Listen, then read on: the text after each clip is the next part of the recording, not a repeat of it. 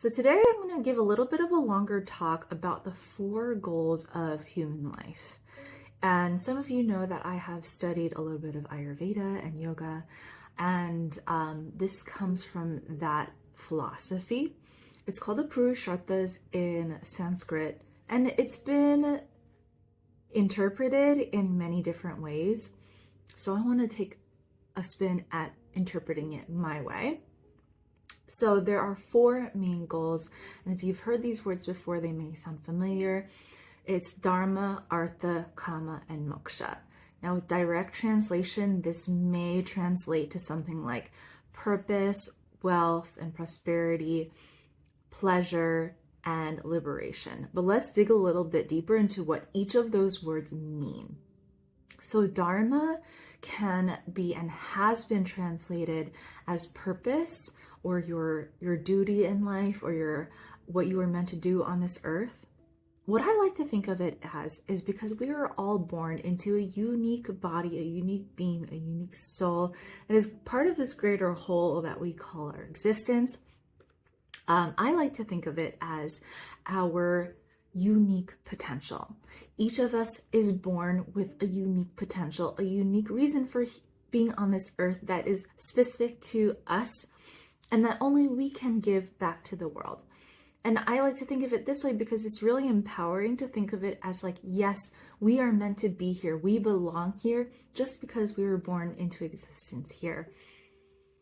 And our potential can mean so many different things. And what's important is that we tap into this potential and we make it a goal to reach our potential while we're here alive on this earth in this lifetime. So the second one is Artha. Artha can be translated as wealth.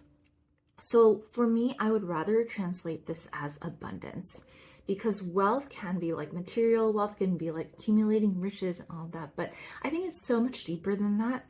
And it is the wealth or the abundance that you get from tapping into your full potential, tapping into your unique potential. Because when you're really tapped into who you are, the universe conspires to help you in carrying out your purpose. And naturally, you will start to be abundant in that way because you were put on this planet to do something specific to you. And from being tapped into who you are, you naturally attract the people, the things, the environment that you need to really flourish in who you are. Third one is kama, or pleasure, enjoyment, which I think is really interesting that this is one of the four pillars of life, because oftentimes we're taught that desire is not a good thing.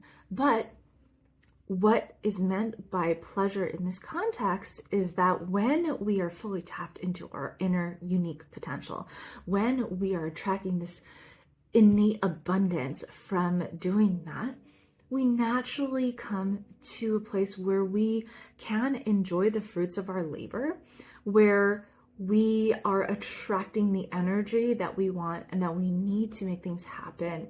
And from there, we can really enjoy all of the abundance that the universe has to offer us.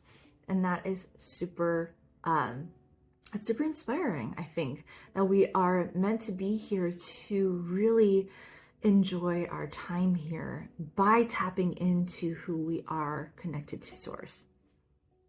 So finally, that leads to the fourth aim in life, which is moksha, or liberation.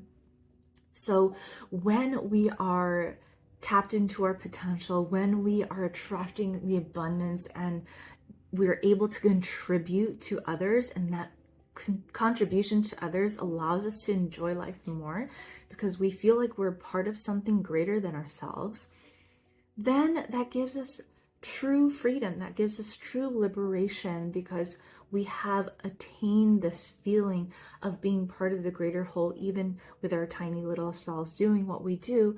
And that gives us that feeling that our existence is in integration, is in alignment with everything else that's going on in the world. So that's my take on the Purusharthas, or the four aims of life.